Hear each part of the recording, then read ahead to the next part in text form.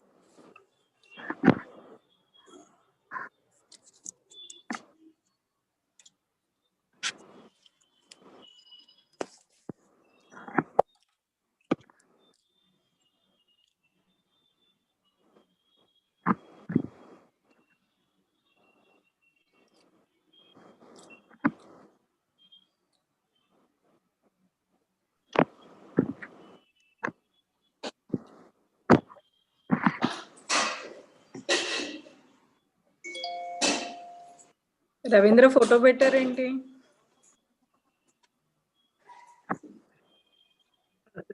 అందరూ సెట్ చేసుకుంటున్నాను, బ్యాక్గ్రౌండ్ ఇవి అవి అని సెట్ చేసి రావాలి కదా.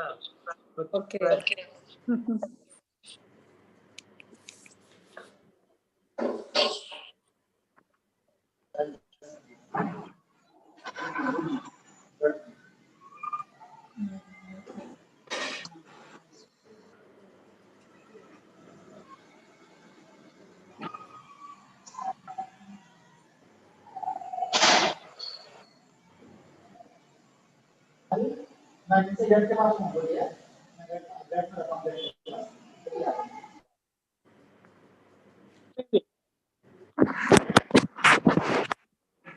సో బ్యాక్గ్రౌండ్ మారిందనమాట వాళ్ళ.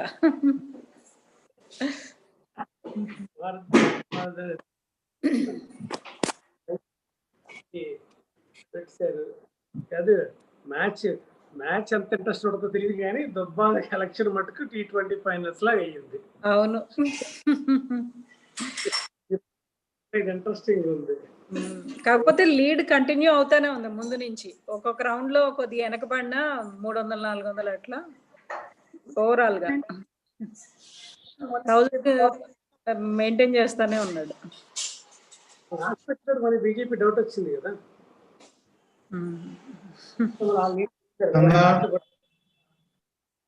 ప్రెసిడెంట్ గారు నమస్కారం. ఏంటి చంద్ర మా ఇద్దరు నమస్కారం చెప్పడం పూజ చేస్తున్నారా?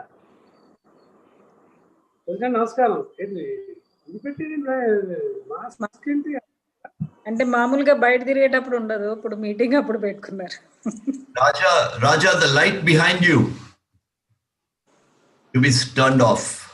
Yeah, that's better.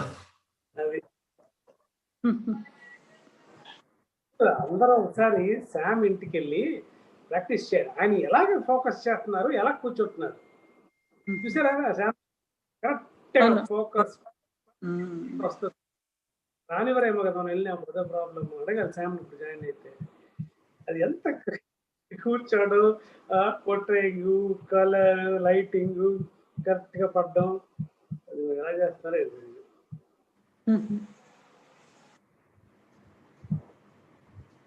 President Tammali ఎప్పుడు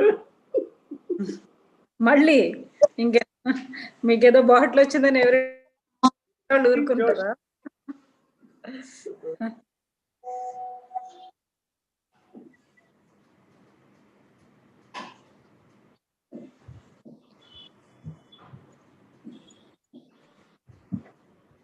Looks like we're going to have a very select audience for an exclusive speech. We can have an exclusive chat. 8 participants till now. Yeah, because one reason is the timing also. I know, but still. This way or that way. Not in the morning, not in the late evening. So it's 5:50, 5:30. The two people started.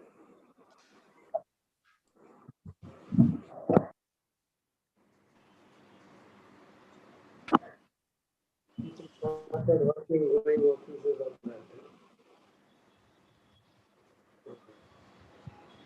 Back to normal.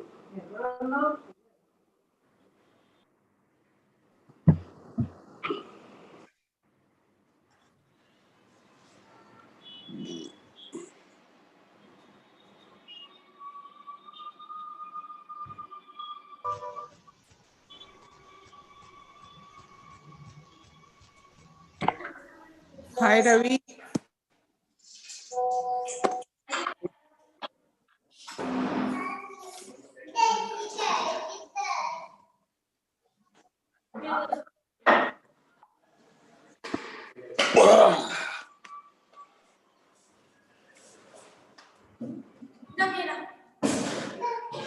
Hi, Ravi.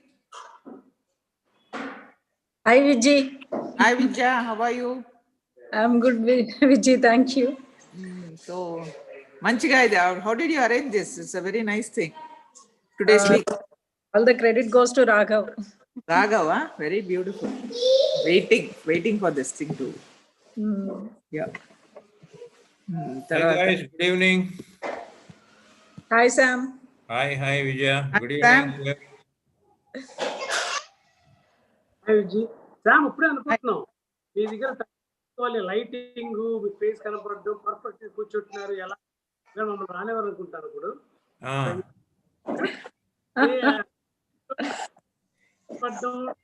కూర్చొని చేయరు అదంతా ఎలా set చేశారు అన్నది at least video తీసి పంపించండి పెట్టండి మాకు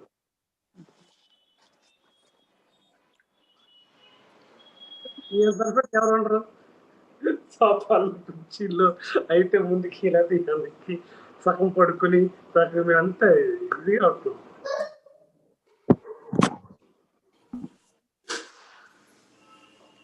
Ravindra is saying something, sorry. Cheppu. అది మీరు మీ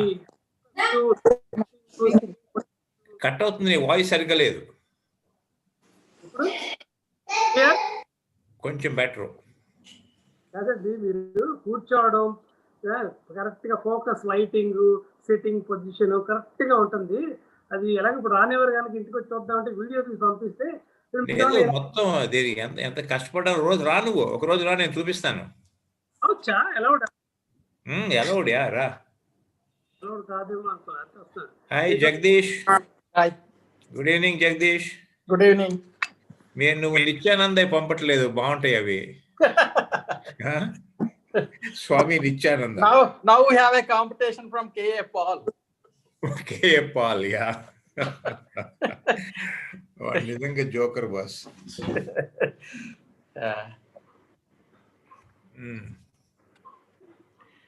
You know, K.A. Paul at one time he was big. Oh, really? Really, yeah. At one time he was a big shot. Means in touch with so many leaders. Looks like world leaders also. Oh. I don't know what was he, but apparently he had one Boeing 737 or something, to go around the world.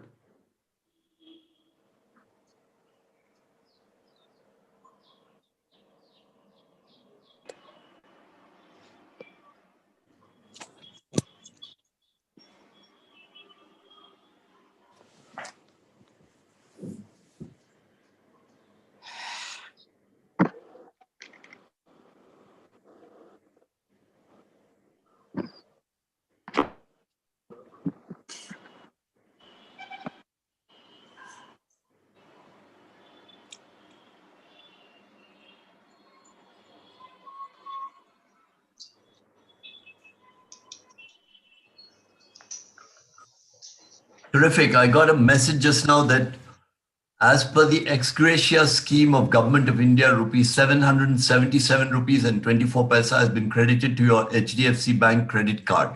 Interest on interest being returned. Good evening, General. Good evening, Rao sir. Good evening. How are you? Fine, thank you. We are crawling along at 15 participants, including yourself. No problem. I think the timing is a little awkward, so maybe people are not used to coming on it so fast. Maybe we take a few minutes. Yeah, no, there's no problem. I have no problems at all. Normally we start fairly accurately. On the screen, you'll see Mr. Raja Krishna. Do you see his name? Wave Raja Krishna. Yes, Mr. Raja Krishna. How are you, sir? He's our club president. The president operates from July 1 to June 30th the next year. The whole of the Rotary movement, right from the president of Rotary International, serves for only 1 year. They start on July 1 and finish on June 30th. Okay. And Great. The gentleman who's talking on the phone, Sam Patibandla, he's a dignitary in our club because he's the only one who has been the governor of our district. Okay. Rotary divides the geography into various districts. And our district consists of the Twin Cities, as Right. well as whole of Telangana and Guntur and Prakasham districts of Okay, so that's a large one. So Sam Patibandla, his real Hello, name sir. Welcome to our club. Thank you. So nice you have taken your time. Okay. Today we changed the timing, so some of them may be a bit, That's not a problem at all. We can always chat here and carry on. There's no problem. Because of the IPL final. You'd see the name R. Vijayalakshmi. Yes, ma'am. How are you? She's called the director for club administration. Okay. So she's responsible for organizing the meetings, the weekly meetings. Weekly meetings is a big issue. I mean, getting something interesting to happen every week, especially online, is quite a challenge. Quite a challenge, yes. Doing well so far. And those of us who can help her, always good. I have managed to speak in the last couple of years to, 5 times at Delhi to the different Rotary clubs in Delhi. Twice at Mumbai, one online, which is Mumbai Central, and one Mumbai South. And then I've done it in Kolkata. I've done one for the entire district, Rotary, and one for Kolkata South. Okay. So this has been my experience with the district. After this, we can arrange one day. Yeah, we should do that. Yeah. I listened, my wife and I, by the way, this is my wife, Champaka. Hello, ma'am. How are you? Hello. Good to see you. Great respect for you, sir. Thank you, ma'am. Thank you so much. Thank you. So happy we are able to listen to you. Thank you very much. Particularly, we were lucky to get the invite for the Bombay one where you spoke about the China situation and what China is doing on the Belt and Road versus the maritime route. I thought that was really enlightening. And, really that was a very popular one. In fact, I got a lot of requests from Mumbai, which I had to, take by the ear. I couldn't do all of them, so I did maybe one. I think one odd somewhere. No, because but the moment you asked me, I said no problem. I'll do it straight away. Thank you. Because it brought into, it made us understand what this quad is all about. Otherwise, we'd be wondering what is this Absolutely. We are a very, very important part of quad. And which is, why when I sent you this article of mine on Biden-Harris presidency, I mentioned in that, we have a habit in India of jumping the gun and thinking that the whole world is colluding against us. Not realizing that Harris and Biden, what the statements they make out of office, have nothing to do with the policy that they're going to execute in office. We are a very important nation as far as our geostrategic location in the Indian Ocean is concerned, and also close to Central Asia and China and things. The people respect us, or as it is. And I think our chaos and our noise and our there is a system in the madness. There's some method in the madness. and the nasty air. Not the nasty air. You are right. Oh, more Delhi air. Trump called it a nasty air. filthy. He said filthy. Nasty. Okay, we can't wait indefinitely. But what time would you? Are you comfortable with starting at what is the time now? 5:30. So it's 5:32 now. 10 minutes? Can we just 10 minutes? Fine. I'll come back to you in 10 minutes. Okay, we'll start at 5:45. Okay, I'll come back to you in 10 minutes. 5:45 will start. Yeah. Hi, Rizwan. Rizwan, hi. Hi, Rizwan. Hi, Jansi. Hi, Sharda. Good evening, all. Hi, Sam. Good evening, all. Good evening, all. Hi, Champaka. Hi, Raghav. Hi, Radhakrishna. Why all these people are shy? We can. There are two names. Vijay Lakshmi, Lakshmi. There are two names which are not familiar. One is Abhiram. That is Champaka's sister's son, who lives next door to us. Okay, Abhiram.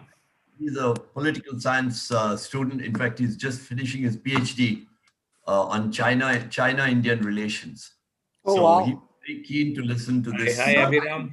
Defense. Yeah, he knows all the how many planes we Hello, have. sir. I hope you can see me now. Yeah, we can. Hi, Abhi. But there's a light behind you. Oh. That light makes your face look dark. Okay, I'll tell you. Yes. But you need light in front also. Some light. The light in front, that's very good. So that's one. The other one, name I see, but I don't see the face.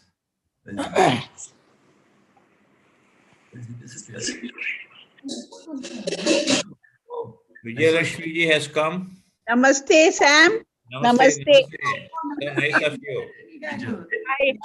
See, I have to attend Jubilee Hills meeting.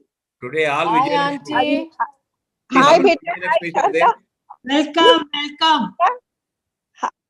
Hi, Jhansi. Hi. Hi, welcome. I love visiting your club. Oh, good. We are happy to see you today. Oh. No, they dominate our Thank club. you, Ladies dominate our club. Vijayalakshmi, we have no voice in our club. Men has no voice in the club. Yeah, Nine, I'm not like that. there's something else, not voice. There's something else. And we like it because they do a good job. So we like it. Thank you. I'm representing Shekhawat. That's why my voice is so loud. Represent yourself. Hi, Champa. He's not showing his face. Hi. Champa. Vijayalakshmi Shekhawat. Hi. I don't think I'm seen. Yeah. Hi. Hi. Now you can see me. Yeah. Hi, Surendra. Hi. आप क्यों नहीं बोलते हाय? आपके husband क्यों हाय नहीं बोलते? कुछ भी नहीं बोल रहे.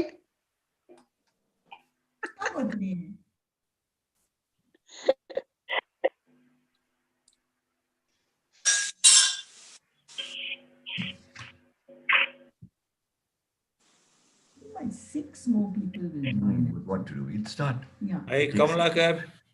Good evening, Andy. Hi. Good evening. Good evening. Recorded. Creeping up to 24. So 161, you can take it off, Kalyan. 161, we don't need that anymore. Oh, sorry, sir. I'll remove that, sir. Good evening, sir. What was that 161? Good evening. Good evening, Andy. Andarki good evening. Vijayalakshmi. Good evening. Good evening. Lakshmi na? అవునవును. Hi, Lakshmi. Hi Sumati. Hi, Lakshmi. Hi, Sumati. Hi అండి. మిమ్మల్ని అందరినీ personal గా ఎప్పుడు చూస్తానో ఏంటో. Very soon. Very soon. I hope. Jhansi madam calendar తిరిగిపోద్దేమోనండి. Adi definitely next year. We will meet physically. Yeah. We'll meet in our house. We'll all meet in our house. Okay అండి. Get together here. We can meet in your school. Yeah, we can meet for a dinner. Okay అండి తప్పకుండా. Outdoor is perfectly all right. The problem will be that if you have a dinner after all these years, months of having a dinner, everybody and his spouse will be there. Doesn't matter. We are rotary. You'll have a traffic jam on your street. Doesn't matter. All are welcome.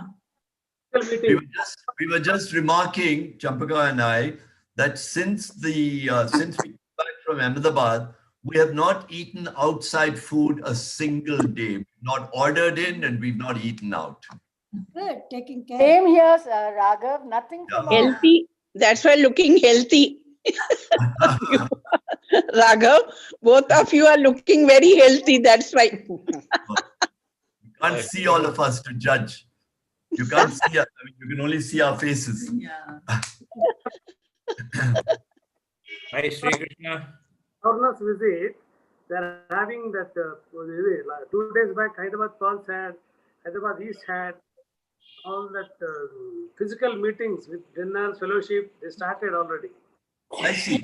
Yeah, it started. It's not advisable. It's not advisable. No. So I will I wait don't for think some it's the time. right time as yet. I think No. we should Let's not rush it. be too adventurous. Let's not rush it. No. 50+ clubs, governor has visited official visits in Andhra, physical meeting. No, everybody started. Nobody's bothering. Let's see what it comes.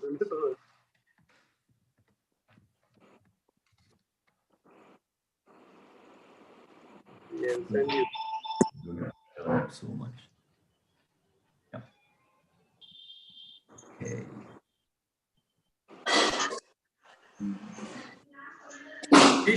Sheshu, are you really there?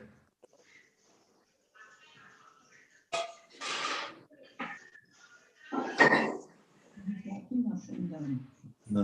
Who? How do you know? No. This video is off. So I'd sent an invite to many of my batchmates from IIM Ahmedabad. So I can see only one person he's not putting on his video, KV Ramasesh. Okay, for today's meeting? Yeah. Raghav, I posted in many groups, Raghav. Even I have posted. Rotary, non-rotary. I think the timing is a bit.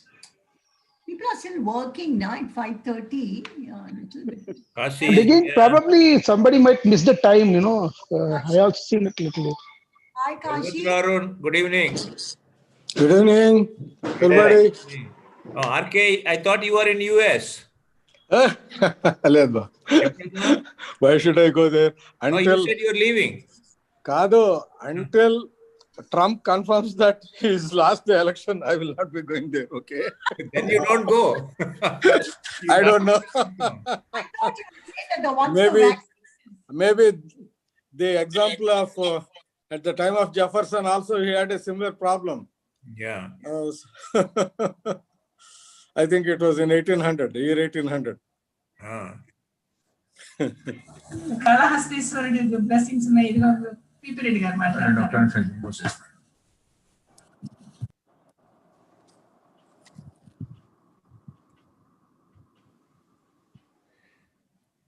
Hi, Bibi.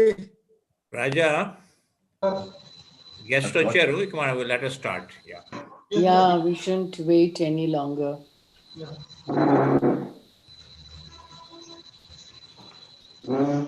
Very good evening, all. Raghav? Yeah, Raja, why don't we make a start? I think it's a good time. Hussain is back. Yep. You can ring your bell. Yeah, very good evening, all. Meeting is called to order. I welcome you all to this wonderful and informative speaker meeting. I thank Raghav for organizing a wonderful speaker of the day. Now I request Reverend Kalyan Reddy to give the thought of the day. Yeah. Good evening to all Rotarians. Thanks, President Mr. Raja Krishna, for giving me this opportunity. I believe our flag is more than just cloth and ink. It is universally recognized symbol that stands for liberty and freedom. It is the history of our nation, and it's marked by the blood of those who died defending it. Be proud to be an Indian. Thank you. Thank you, Kalyan. It's very inspiring thought of the day. Thank you so much. Now I request I thank all the members for attending the district TRF seminar. It was a grand success, and our club took #1 in the registrations also. So now I request Lieutenant Raghav to introduce the speaker of the day. That's nice.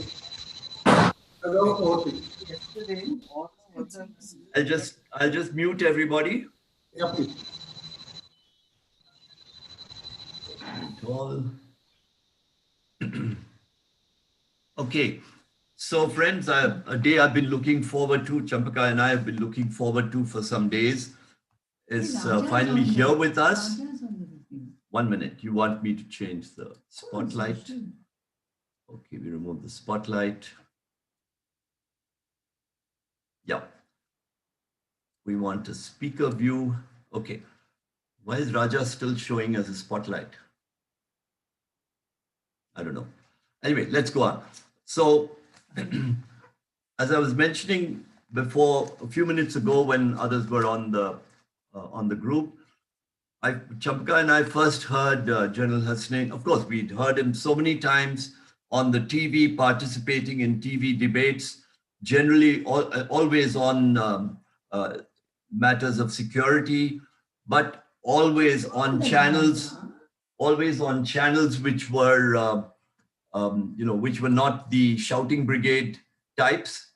So it was always, having heard him then, when we got the opportunity to hear him talk about the China situation, Indo-China situation, a few weeks ago, addressing the Rotary Club, I think of Bombay South, we thought we should try and get him to speak to our club too.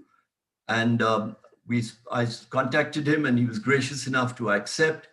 And I particularly requested him to talk about the Kashmir situation, because I knew that he was intimately associated with Kashmir, having done 7 tours of duty there. He's had a very illustrious 40-year career in the army, has served in very turbulent environments, not only in Jammu and Kashmir, as I mentioned, but also abroad in Sri Lanka, as well as on other assignments abroad. Also spent time in the Northeast.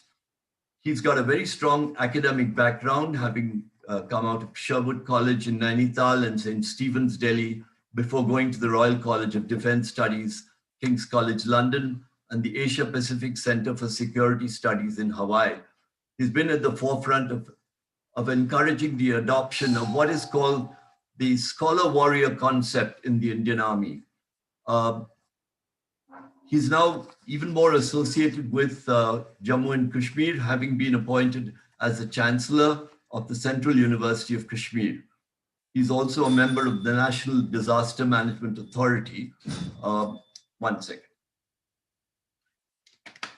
Knowing that Zoom calls can be anywhere, from anywhere in the world to anywhere, I did ask General Hasnain where he stays. He lives in Noida, and he lives with his family. He's got an older daughter, and lucky enough to have an older daughter's child, who's his 10-year-old grandchild, living nearby. We grandfathers always look forward to having grandchildren around. And his younger daughter also stays with him. They're a busy family. His wife also works.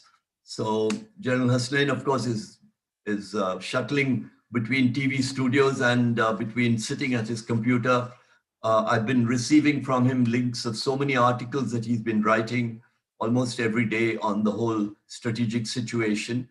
And we're really looking forward to hearing from you, General, about all that you have to tell us about Kashmir, particularly as you've titled your talk, after 5th August 2019, which means the abrogation of Article 370.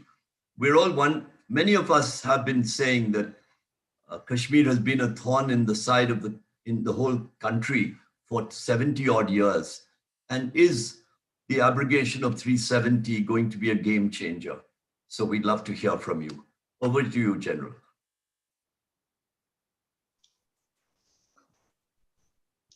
Yeah. Good evening, Jai Hind, and thank you very much, Mr. Rao. Thank you so much for inviting me for this talk to your organization. And I was discussing with you all a short while ago.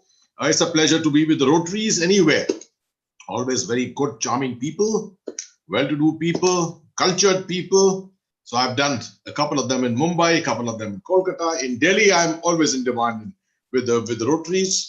But it's the first time I'm doing it to Hyderabad and the twin cities of Hyderabad and Secunderabad. But what a pleasure, and thank you so much for that introduction. And obviously, when you invited me to come in for this talk, I had no hesitation at all, let me say that. Although after the Mumbai talk, I got invitations from a lot of people in Mumbai, Baroda, other places, but I took yours on as the first one.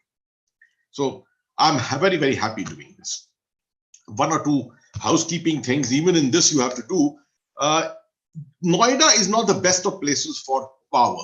So although I live in a condominium with full backup of power, but what happens is if the power goes off, it takes 5 seconds for it to come on, 10 seconds for it to come on, in which you normally lose your Wi-Fi. So I've got a continuous Wi-Fi with a hotspot made up, but it may just happen that you may lose me for a little while, but I will somehow technologically put my act together to make sure that I come back.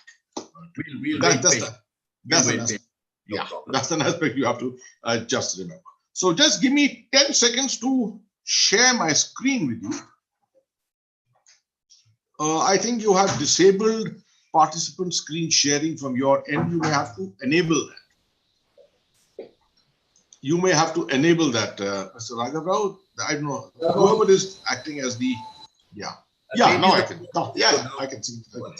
One point I'll just make, General, and to the audience, and that is that if you've got questions, please put them in the chat box, and I will review them. And if we have time towards the end, we'll pose those questions if they haven't already been fixed. But I do think that we should focus on now and future rather than going to why did this situation happen. I'm sure he'll be covering all that. Okay. Absolutely. Absolutely a lot on the future. In fact, including a slide on the Biden-Harris presidency that is there. But this situation, I want to present to you with a bit of a background too, because I don't think in India, the most educated people have even understood a lot of things which are, the nuances of this problem in Kashmir, which I want to bring to your notice, particularly from the angle of how Pakistan is playing this particular game against us. So you'll have to, that will be one of the aspects of focus of my talk. So I'm just putting this on. Yeah. Can you see my presentation? Perfect. Great.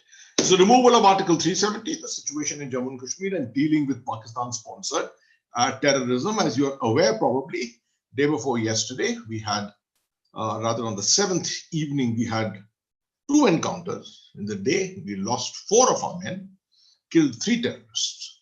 This is on the 7th of November. On the 1st of April, we had a similar encounter, not very far from where this encounter has taken place now in November, where we lost 5 of our special forces as para-commando personnel and killed 5 terrorists. So I spoke to the Corps commander yesterday, the overall commander of Kashmir. I spoke to him yesterday.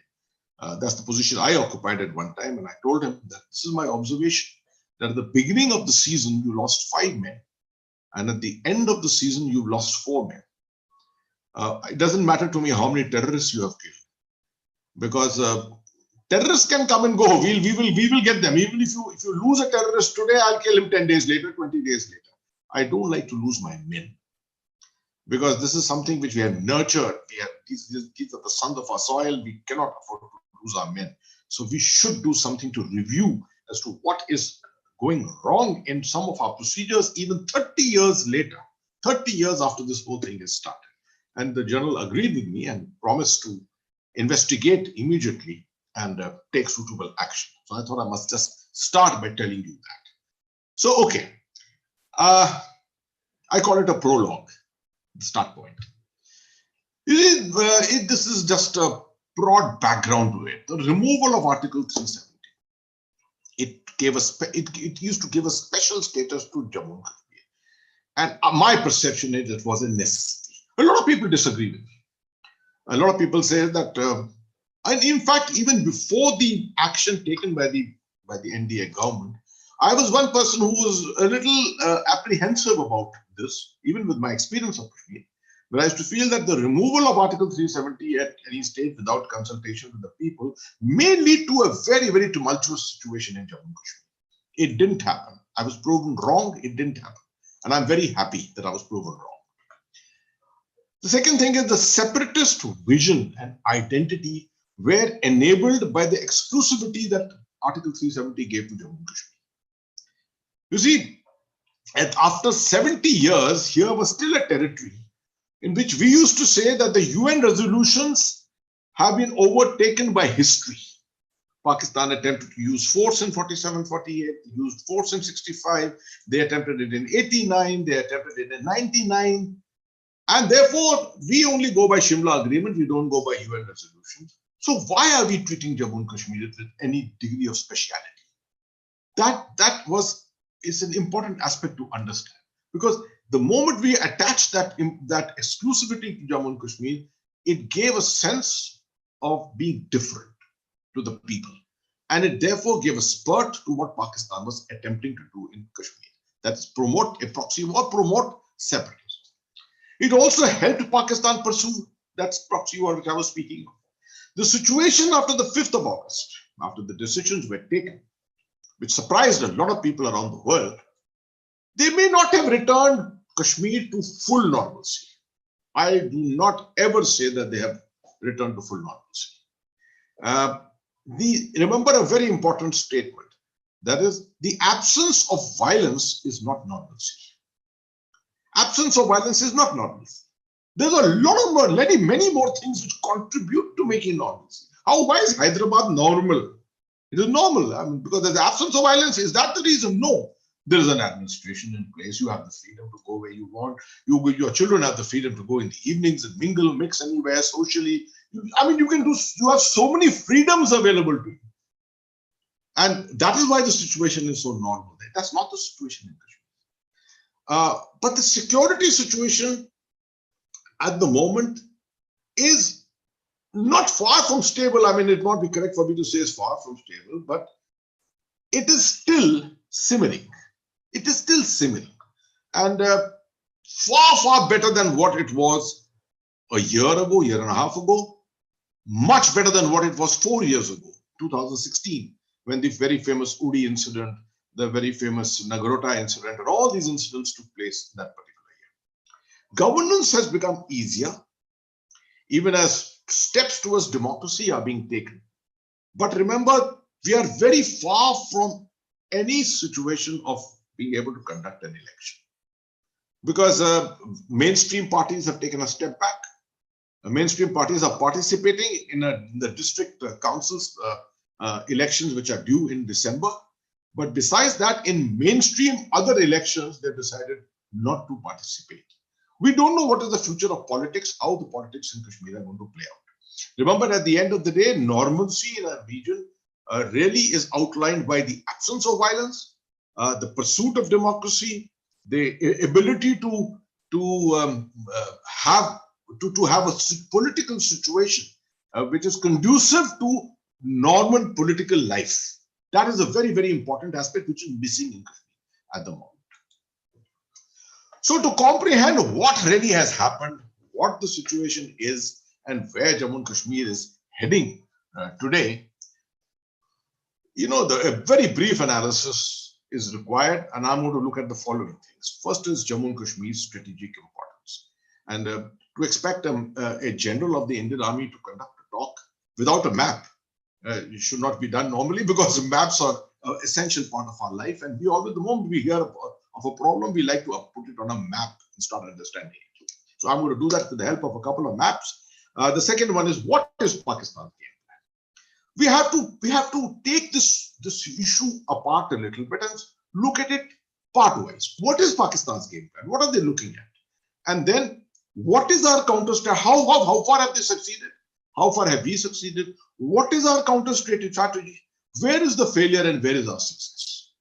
Then at the end, of course, I will tell you a little on what to expect in the future.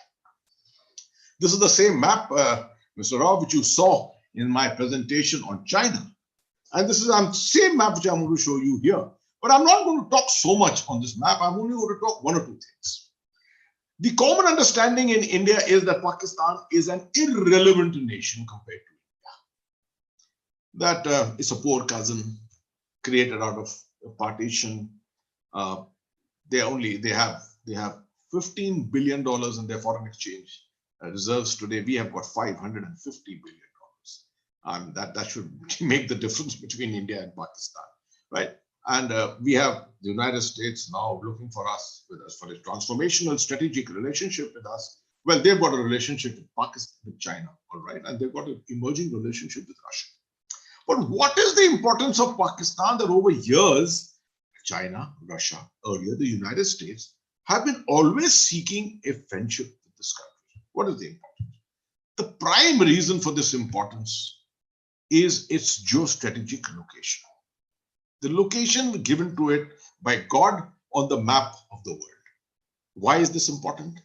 Number one, it is one of the few countries in the world which has got 5 civilizations which are surrounding it. It's got the Indian, the Chinese, the Central Asian, the Persian, and the Arab civilization all around it. You will not find a country like this in the world. Right?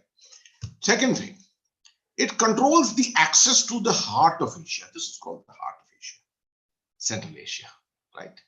And also the access from Central Asia to the Indian Ocean. It controls it. That's primarily because Iran also controls it, but Iran being pariah at the moment doesn't have that kind of an access.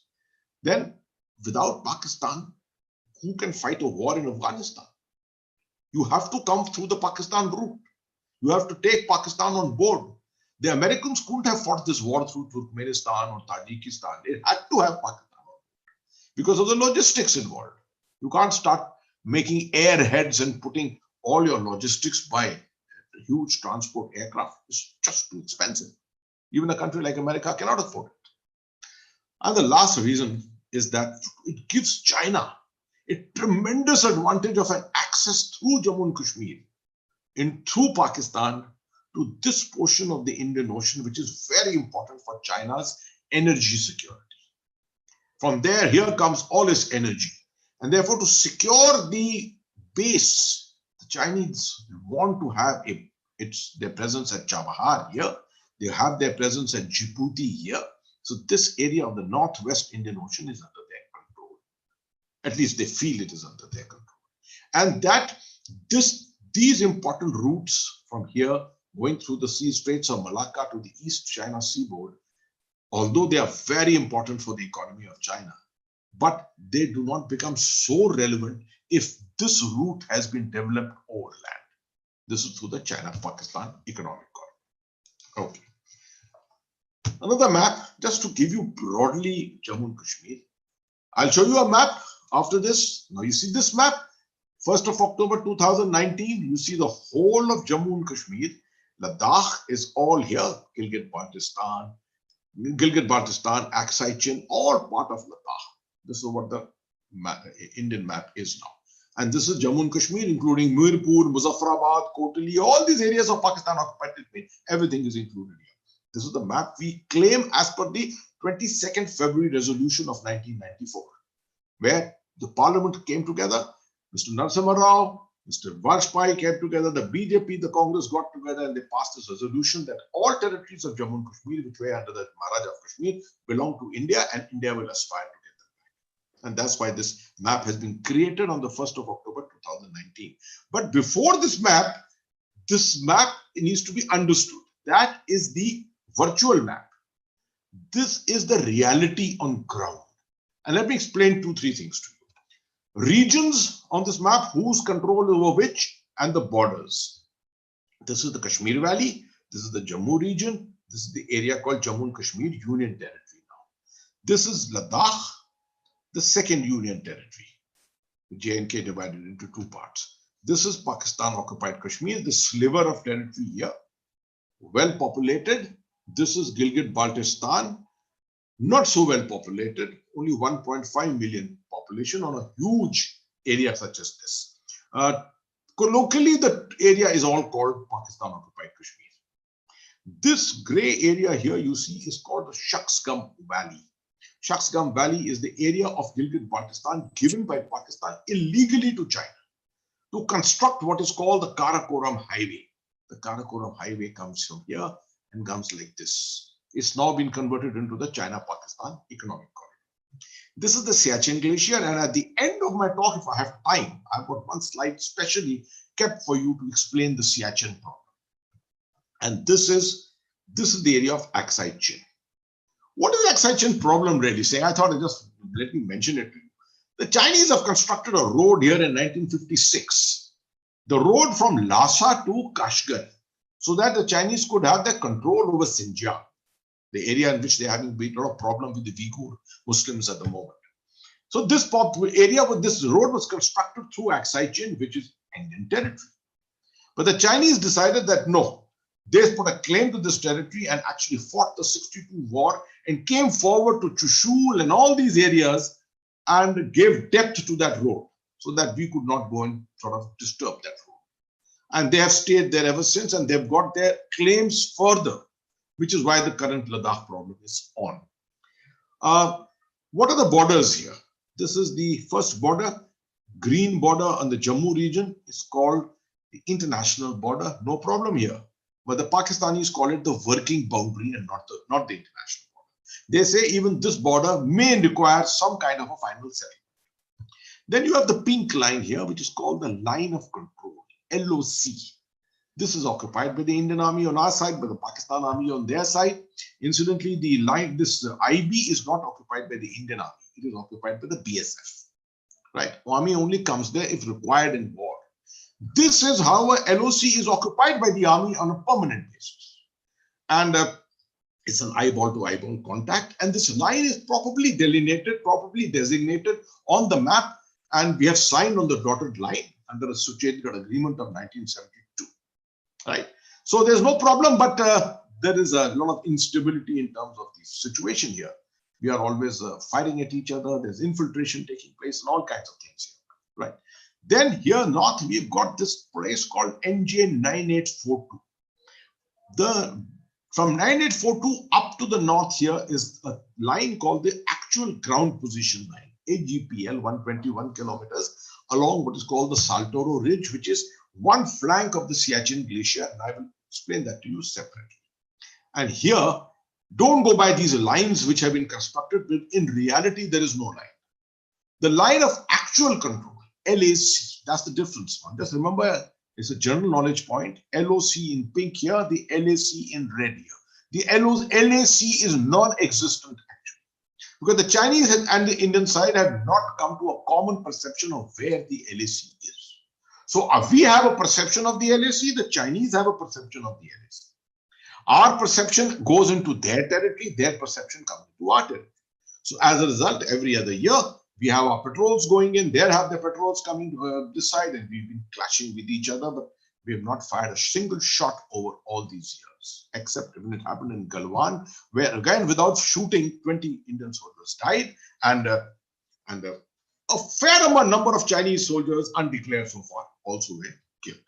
So this is about the broad territories out here. This I've already explained to you is the map actually on this is the map on paper, which is how an Indian should, when an Indian is going abroad, he should always project this map. Always show this map. This is how we look at Jammu and Kashmir. The whole territory belongs to India. Now, this is a very fascinating map. This map is an artist's impression of the Kashmir Valley. Today's problem is primarily the Kashmir Valley, not so much in this southern area. The southern area is south of the Pir Panjal. Let me just explain this map to you. Someone who has not been to Kashmir at all, just remember Srinagar is here, right here, center, right? What does the valley mean? This is the Pir Panjal range. This is the Kishtwar range, the Great Himalayan range here, short portion of it on Kashmir, and this is called the Shamshabari range. So the space, the flat space between all these mountains is called the Kashmir Valley. And most valleys are always drained by a river. So here you have the Jhelum River drained from here. All along it is drained here. Takes a turn, goes to Baramulla, Uri, goes beyond. If you visit Kashmir ever, then Uri, from 18 kilometers from Uri is a place called Kaman, the command post. You must go there, and that's where the line of control. That's the only place on the line of control that you can actually visit if you have informed the army about it. Can I request that if we can put so you can put everyone on mute, then I can unmute myself. Okay, this is fine. Now, let me explain a few things to you. This is North Kashmir. This portion is North Kashmir. This is South Kashmir. Jammu is this side, Udhampur. Jammu and Kashmir forms this complete area. This is Zojila. From here, the road goes and steps into the Ladakh sector. Now, this road, Zojila, snow has not yet come this year, but in another 10 days' time, Zojila Pass will close. Then it will open only in April end. So the road to Ladakh is closed. The road from Manali will also be closed, despite the tunnel being open. But there are other areas which are high. So the snow level being there, that will also close. So Ladakh is cut off for the next 5 months, right? When we open the road in April end or so, then the convoys will start moving. Throughout the last 5-6 months, this road has been chock full with convoys moving up, taking our troops, additional troops to Ladakh, additional rations, additional petrol and diesel and ammunition and animals and all kinds of things. My God, you can't imagine what all goes into moving 45,000 troops into a sector, right? Tremendous amount is gone. Those troops are all, they are all dependent on 200 days of ration and fuel, which is dumped for them there. That's a prerequisite to living in Ladakh. 200 days of all this has to be dumped. Okay. Now, I will be brief about Kashmir itself. North Kashmir, this is the area through which the infiltration takes place. You see, that side is Kishanganga, that is the Pakistan side. From there, across the line of control, they attempt to try and infiltrate. We can't be at every 1 meter. If you put a man at every 1 meter, you need thousands of men, right? So we occupy certain important areas and keep the rest of the areas under patrolling and the surveillance, etc. The place where this incident has taken place, day before yesterday, is somewhere here. It's called the Machal area. It's taking place here. So this is a desperate attempt by the Pakistanis to push in the terrorists at this time, because the winter is very soon. There'll be snow and all these things will get closed. It will not be possible to move here. And why are they so desperate? Because we have killed more than 200 terrorists this year. And because we have killed 200 terrorists, the number of terrorist strength has reduced in the winter. And in winter, there's a lot of activity which goes on. And if they don't push in additional terrorists inside, if they don't push in additional leaders inside, then you will find that the terrorist movement will start dying down. That is the whole intent that we have. We wanted to die down. Right, we have brought the strength of terrorists from 7,000, it used to be in the 90s, to about 250 today. But they are there. 250 are there, and we are having contacts with terrorists almost every other day. So this northern area is the area where you have a lot of foreign terrorists. Foreign terrorists means Pakistanis. Earlier, we used to have Chechenian, Egyptian, Afghan, a lot of terrorists used to come from different countries. But today, the jihadis, so-called, are only from Pakistan, and generally they are the ones in this area in greater percentage. Southern area, this area, is the richer area of Kashmir. This is the area where you have a better apple. The apple crop is very good here. You get very good saffron and pampor, and you have better educated people, white-collar workers, etc. But the most important thing, ideologically, this place is more radicalized. People think that actually the radicalized element, the radicalization of Kashmir comes from primarily one entity which is called the Jamaat-e-Islami Kashmir. Jamaat-e-Islami Kashmir is not headquartered at Srinagar. It is headquartered here at a place called Kulgam. And that is what contributes to the huge radicalization of this area. Lots and lots of mosques which over a period of time have been financed by money which has come in from all kinds of directions, which most people have not even come to know where it's come from. This money has come from all different directions in times when we were not so aware. Today, of course, we are extremely aware about these things, and it's not easy to get money into the valley in this manner, but it's happened over a period of time. And that's how it got all radicalized. So let me not spend more time on that. Let me come straight to the thing of what is the drivers of conflict. What are the drivers of conflict today in Jammu and Kashmir? The first is the sentiment which exists in Pakistan, and particularly in the Pakistan army, for revenge for 1971, what happened in 71. The second is the Islamic connection. that they feel that this is territory, this is population which is primarily Islamic, Muslim, and they have a common affinity with the people of Pakistan, and therefore they are duty bound to put them on their side. So they must fight this conflict. The third is the waters issue. All the rivers which are flowing into Pakistan, their source is in India, or rather in Kashmir. I mean, Kashmir is a part of India, so it's all there in Kashmir. So they want to make sure that the source of the water comes to their hands. If for example, the Jhelum flows into Pakistan, they want the source of the Jhelum in their hands, because they feel that India can otherwise control it. India has done nothing. India has been very, very kind, very soft on this. We have signed the Indus Water Treaty despite the fact that we had such major problems with Pakistan. Today we are thinking of different ways of how we can calibrate on the Indus Water Treaty. Then there's the China factor. Pakistan is a very important country for China, and China would always want to have Pakistan keeping the Indian army, keeping the Indian nation busy in one corner of the country. That's a place like Jammu and Kashmir. Strategic connectivity, it gives tremendous strategic connectivity to China, to the Indian Ocean through Gilgit-Baltistan. And if there is peace, complete peace, and India starts claiming back the whole of Gilgit-Baltistan and succeeds one day in getting Gilgit-Baltistan back, where do the Chinese have their connectivity? How do they connect to there'll be no China-Pakistan economic corridor. So this is one of the major reasons as a driver of conflict. Then you have Pakistan's deep state. The deep state is beyond the army. It is the portions of the army, the clergy, portions of the judiciary, people who are deeper than the government. It's an extrajudicial government, and I'll speak on this a little separately.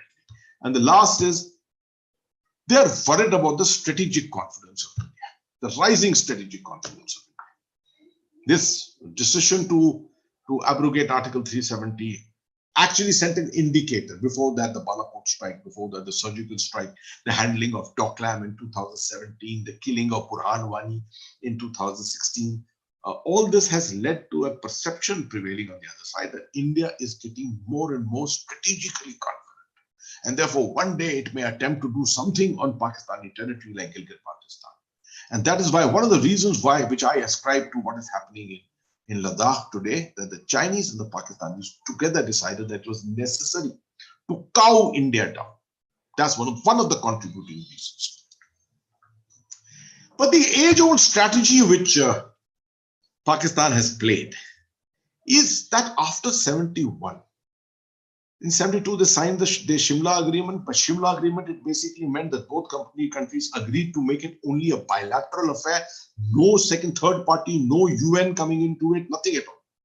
Right? It is only between India and Pakistan after we released the 93,000 prisoners. But Pakistanis have not really lived by that spirit. You know, every year they raise the issue in the UN, with their prime minister raising it in the month of August or so.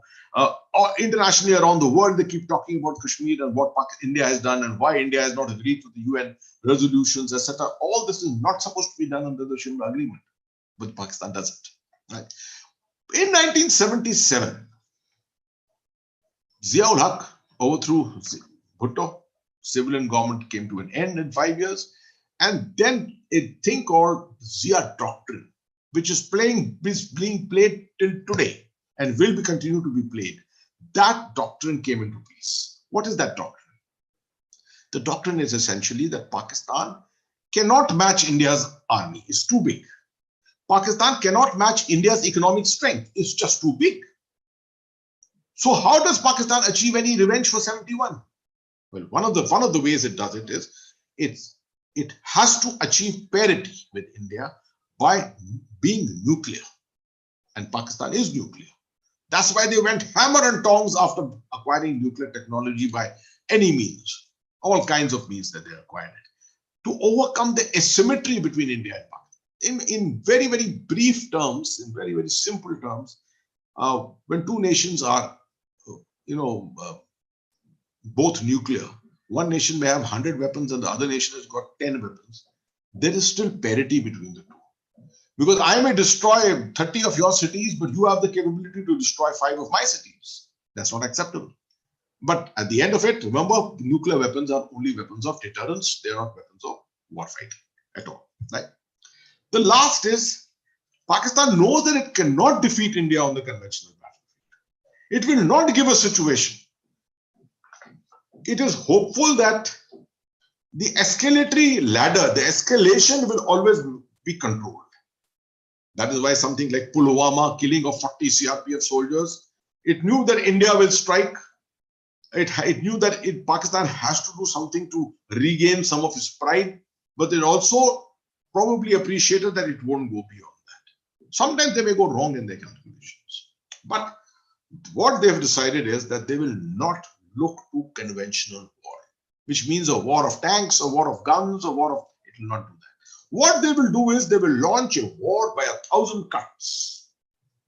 It's an age-old concept of war, which is today one of the most modern forms of war at the same time. It's called hybrid war. And today's means, today's technology is giving more and more means to fight this hybrid war. What is this hybrid war? It's a war which is a combination of different elements of the spectrum of conflict. Conflict doesn't necessarily mean only an AK-47 against an AK-47. It doesn't mean a soldier against a soldier. It can also mean a banker against a banker. It can also mean a lot of good propaganda, which affects the minds of your population. Tells the Kashmiri, you cannot be Indian. You cannot be Indian. You are Muslim, you are Islamic, you are a part of Pakistan. How can you be Indian? So the idea of Azadi, the idea of independence, the idea of merging with Pakistan has to be kept alive. That's an essential element of conflict. Most people think that conflict is only about weapon on against weapon. That's an age-old system of looking at conflict. Conflict is a mixture of domains. You see the domains I've worked out for you. A conventional on the LOC, exchange of artillery fire, etc. Then there's irregular and terrorism. Terrorists coming in, people on the streets throwing stones. That's also a form of war. Cyber war, to bring down your systems. Mumbai, for example, 20 days ago had a huge power outage. My assessment is it was nothing but an experimental cyber attack on Mumbai. Economic warfare. India is also launching economic warfare against China. The banning of the 59 apps, then the 118 apps, all this is part of economic warfare. Piracy, transnational crime like Dawood Ibrahim involved so that he creates a complete pandemonium in a city like the financial capital of India, like Mumbai. Violent extremism, psychological warfare, war by communication, which is essentially propaganda. All this can be, you can have bits and pieces of this combined together in different times, in different ways, with different proportions, and to continue fighting this war. This is how Pakistan has fought us for the last 30 years. 30 years they have fought us this way. The problem in India is no one understood hybrid war. Very rarely did. I started speaking a lot on hybrid war from 2011 when I was the Corps Commander. And after 2014, when I retired, I've only been writing on hybrid war. I've been sensitizing the country. I've been sensitizing our generals, our strategic thinkers. In every strategic think tank, I have been speaking on hybrid war. There's only one way by which you can fight hybrid war, and that is called the all-of-government approach. You have to fight, every department of the government has to fight this war. You can't say this is the war for the army to fight. You can't say this is the war for the BSF to fight, or this is a war for the police to fight. No, we may win our domain of the war, but if your domain of the war is still on, the war is still there very much. For example, if I have brought the strength of terrorists down from 7,000 to 200, but you have done nothing to make sure that the people look at India and consider it their country. If you in the political community have not done that, if you in the bureaucracy have not done that, then you've not done your job. That's the way to look at it. It has to be an all-of-government approach. For too long have we considered that these kind of situations can be overcome by having soldiers fighting terrorists, killing terrorists, at the end of your year saying, we killed 250 terrorists, damn good, we won the conflict. You are nowhere near winning the conflict. Right? Okay. As long as you understood that aspect. What are the essentials of Pakistan's proxy campaign in Kashmir? The first is human. How do you fight this hybrid war? The first is human resources. You got terrorists. overground workers, those people who are every day around. They could be media people, they could be lawyers, they could be bankers, they could be politicians. People who are supporting the terrorists, but they're not terrorists. They're supporting the terrorists. Logistically supporting, motivationally supporting, psychologically supporting.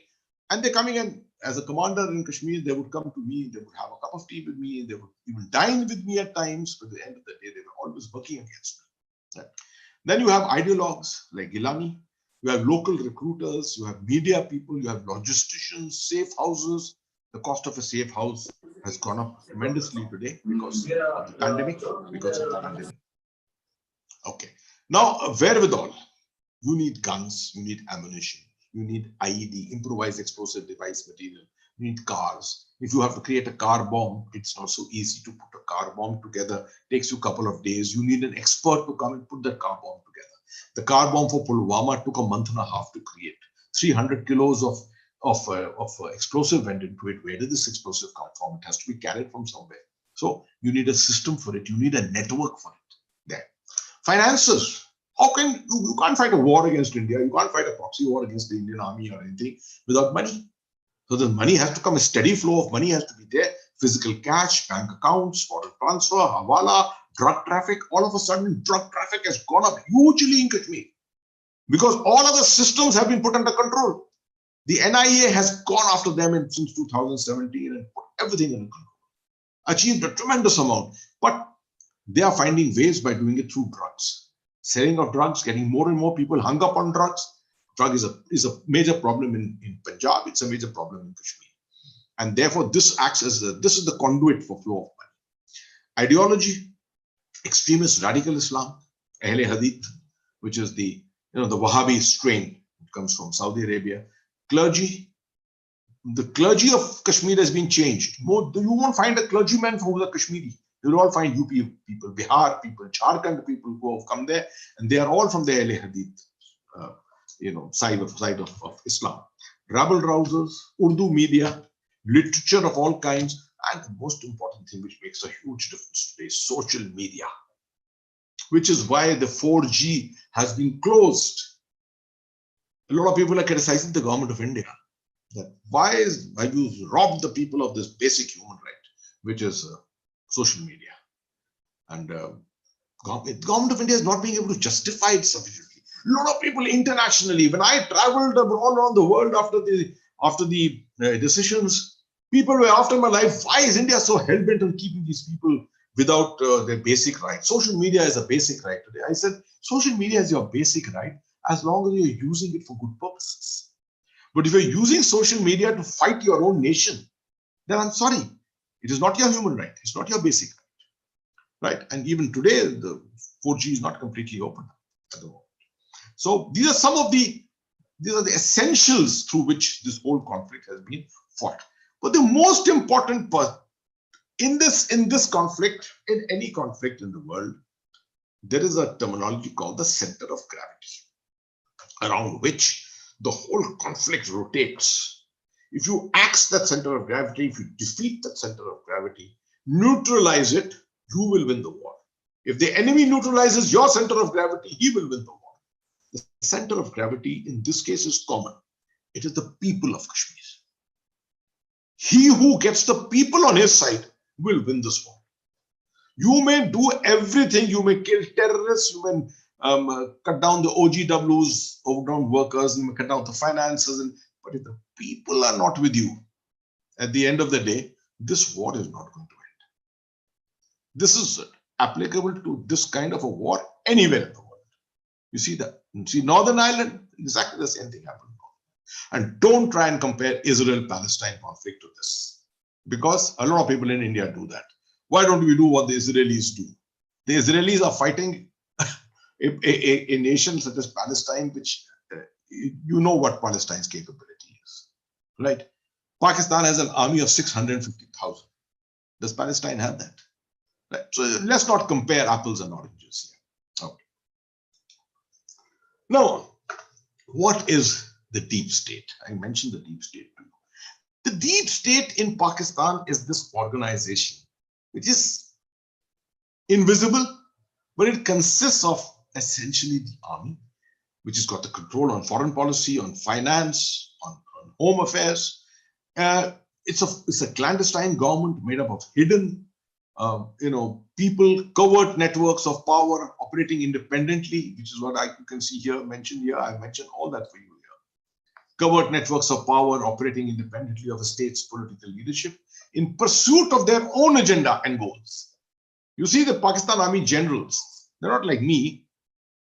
Each lieutenant general, 3-star, that's the rank which I retired at, retires with 90 acres of farmland. Okay.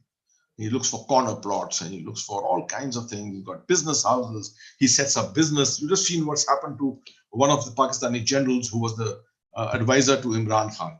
He had to be finally removed on pressure from the people. Right? So the deep state runs this entire thing. They are the ones who want this to continue.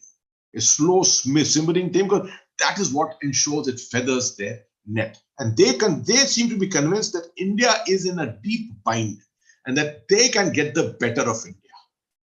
They don't realize that India has the capacity to hit back, neutralize them, and that it's not easy to defeat a country like India. But this deep state tends to believe in itself. It tends to keep fooling civil society. The civil society is very weak in Pakistan. You've seen there's a little serious effort going on at the moment to try and overthrow Imran Khan. But all the opposition parties have come together. There's this whole thing of Pakistan Movement for Democracy, Pakistan Democratic Movement, PDM, which is going on at the moment. But the Pakistan Army is just too powerful. It's just too powerful for this. Okay. As much as you have got this on the Pakistani side, on the Indian side, you have on our side, as in Kashmir, you have what is called a proxy war terror ecosystem. This is based on networks. I told you, human resources, wherewithal you require, finances you require, right? All this is wedded together into networks, and much easier today with social media and internet and things like that. A lot of things can happen. A lot of communication take place. A lot of training can take place without people coming to know about all this. So what is this? How do you define it? It's a nexus of politics. Politicians are very, very important element of this. Politics, media, shady third sector organizations. It could include NGOs, lawyers, academics, intellectuals, bankers. You can be a professor of a university, but you are very much part of the terror ecosystem. You're writing in the media against India. You're motivating the terrorists. You're motivating, bringing in more radicalization, and therefore contributing to it. Right? Okay. So this is a very, very important aspect, the ecosystem. If you want to defeat terror, and if you want to defeat a proxy war, this ecosystem has to be neutralized. We took far too many years to realize this. And although we made a lot of efforts and we kept reducing and killing, reducing the strength of terrorists, but we never went after this. And this is the main thing which contributes to the resurgence of terrorists. The ability for them to bounce back every time that the army has been able to take a position of advantage and strength over them. So why the decision on Article 370 was timely and correct? Why do I think that? From 2016, things started changing. A new generation of terrorists had come in. It was now 26 years since the conflict had started in 89-90. And it was evident that Pakistan would now attempt to give a fillip to its Kashmir strategy. A new strategy had to be brought into place. Because they had fought through terrorists all these years. From 2008, they fought through street agitation, if you remember the stone throwing, right? And stone throwing became a professional job in Kashmir. And from 2016, it was expected that Pakistan would probably change its strategy and bring in something afresh, something new. Second thing was, internationally, India's seriousness about Jammu and Kashmir needed more impact. People were thinking that India is content with keeping the situation simmering like this. Something had to be done to send home that message that India is serious about defeating the Pakistani intent. That message had not gone home sufficiently into the international environment. The third thing was, Kashmir's people needed a clear message. We needed to send a clear message. We could not be dilly-dallying on this. I mean, you bring the situation, the army brings the situation to a point and hopes that the political community will take it over and the government will take it over and have their own initiatives to take it forward. Nothing used to happen. So it was important that Kashmir needed a clear message that Azadi, the concept of independence, was not possible. And integration with India was the only way. I think the abrogation of Article 370 sent home that message in no uncertain terms. Clearly. Which is why I say today when Mehbooba Mufti and Umar Abdullah are claiming that they will fight for the return of Article 370, you are fighting, doing shadow boxing. This is something which is just not acceptable to the people of India. It's just not acceptable in India. So what are the challenges for India? The challenges are Pakistan aided infiltration. Why is this infiltration taking place? To fill the numbers, to make sure the strength of terrorists returns up, stays at least around 400, 500. We've reduced it to 200 and less. To bring it to zero is very, very difficult because there will every year be two things. One is a little bit of infiltration. You can't stop completely. And there will be recruitment of locals. At every terrorist funeral, our experience was 3 to 4 to 5 young people would come, tie a band on their head, put their head on the feet of the body and decide to become terrorists. Now we've decided that we are not handing over bodies for funerals anymore. In 2016, we took a decision on foreign terrorists. Now we've taken a decision on local terrorists. So there are no public funerals any longer. But despite that, although the strength of recruitment has come down drastically this year, but still it is not completely stopped. Alienation due to hard operations. Many times it happens, hard operations will be conducted. Right? You destroy a house, you have to destroy something, there will be losses by the people, some odd person will die. All this leads to tremendous amount of alienation among the people. Also, because of the prevailing environment, there will be tremendous amount of security checks. Between Baramulla and Srinagar, 55 kilometers, you may find 5 places where your vehicle will be stopped and checked. Now, this becomes very irksome. It's like you going from, let's say, Asaf Nagar lines and going to Abid's. And on the way, you are stopped 5 times and asked to show your papers and your Aadhaar card and this and that. And each time someone beats a stick on your bonnet, and it leaves you in a bad state of mind at any time. Then the media in Jammu and Kashmir and the rest of India, I think this is a huge challenge. 30 English newspapers are published in Kashmir every day. That many are not published in Sikandrabad and Hyderabad. Let me show you. Not in Delhi either. 30 English newspapers. 15 Urdu newspapers. Oh my God, the place is just full of media. And lots of things are written. Mostly 70% it is anti-India. If we are a democracy, we are a freedom-loving nation, we don't put restrictions during this time after 5th of August, some restrictions were put on the media, but that's all gone today. And people are writing what they wish, politicians are speaking what they wish. Pakistan's information war and diplomatic blitzkrieg has been of a very high order. Let's give it to them. Our diplomatic blitzkrieg was very effective after 5th of August too, where Prime Minister Modi, for example, Saudi Arabia, UAE, Bahrain, France, US, I mean, all the important countries, everyone was rooting for us and saying it's India's internal matter. Pakistan could not, except for Turkey and Malaysia. Even Saudi Arabia did not vote for them in any way. But I found Pakistan's information warfare still was successful because wherever I went, people used to question me on the Indian narrative. Why are you not allowing the Kashmiris the freedom to vote? I said, they are free to vote. We are a democratic country. No, why can't they vote to become part of Pakistan? I said that option is not there. Why are you not agreeing to the plebiscite? The plebiscite is what? That after 1948, the war, the UN resolution said, plebiscite will be conducted. That means the choice to stay with Pakistan or India will be given to the people. Whoever side which they vote for, they'll be allowed to go that side.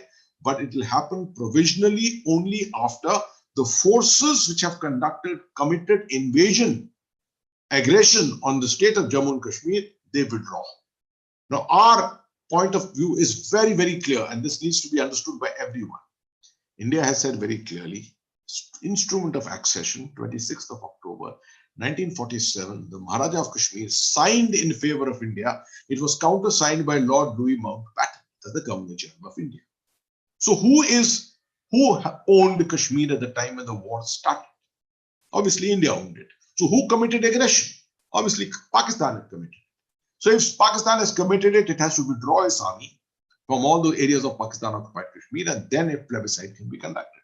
But Pakistan has never withdrawn the army. So history has overtaken the situation. And today we don't accept the UN resolutions, because although formally we have moved nothing to neutralize the resolutions, but we go by 1972 Shimla Agreement, which Pakistan mutually signed with us, and by which we agree a resolution of Jammu and Kashmir through mutual agreement with each other, consultation with each other. And the last, managing international opinion and preventing internationalization. I went to Iran, and I can tell you, I was asked in Iran to speak to the media.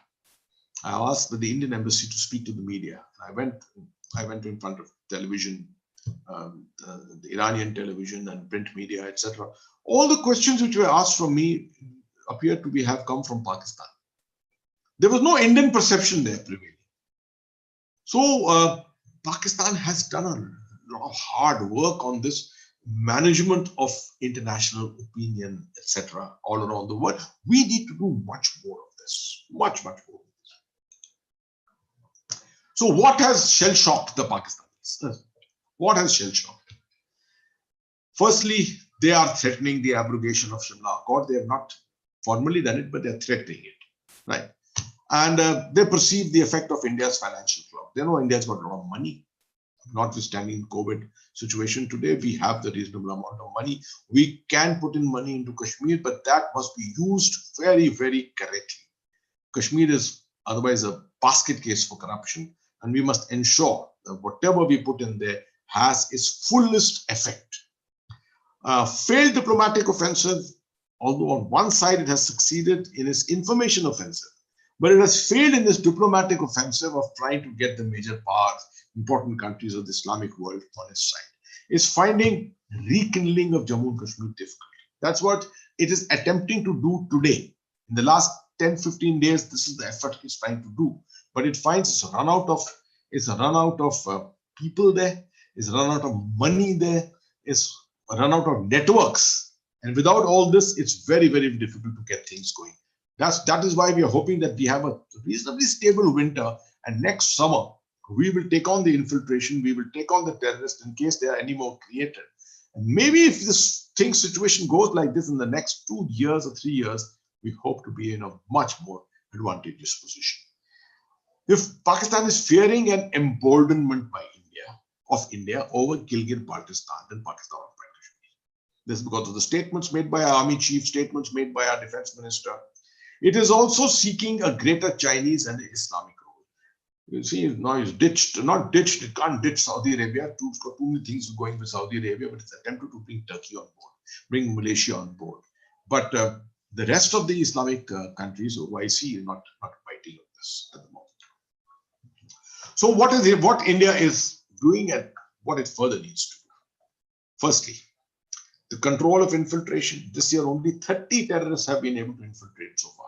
The lowest. It is lower than the year when I was there. In my year, 45 managed to come through. But this year, earlier, 2,500 used to come. In the earlier years in the 90s. Neutralization of the overground worker networks. This is something we have gone after in a very, very big way. Preventing recruitment, reducing terror footprint. Don't allow the leaders to be there. Target the leaders. Don't allow money to come in there. Right? Social outreach to the people. We have to get back to the people. Win the hearts and minds of the people. Win the confidence of the people. All of government approach is needed. The restoration of confidence among the people. That you are part of a growing nation. A part of a nation in which you will be treated as an equal. De-radicalization. This is another important aspect of the social approach. Political this is the place where we are slightly weak today, restoring grassroots political activity. Help bring Jammu and Kashmir's segment together. There's Jammu and there's Kashmir. Now they are looking at different directions. We need different measures to make sure that they come together. Very, very difficult thing it is. Try and create a new political leadership. You can't just create it overnight. You can't just nurture it overnight. It has to take time. But this aspect of bringing Kashmir and Jammu together, and looking into the same direction with focus, is a very important aspect. I have suggested a lot of measures. Things like adoption of different cities like Udhampur and Srinagar, maybe Baramulla and Samba adopt each other. So you can have sports activities, you can have teachers activities, you can have gender activities, you can have debates and all kinds of activities. You need to get the people to come together. The people must not shun each other. Then economic, reducing corruption, which is one of the banes of the whole problem. Balance the deployment of resources between Srinagar and Jammu side.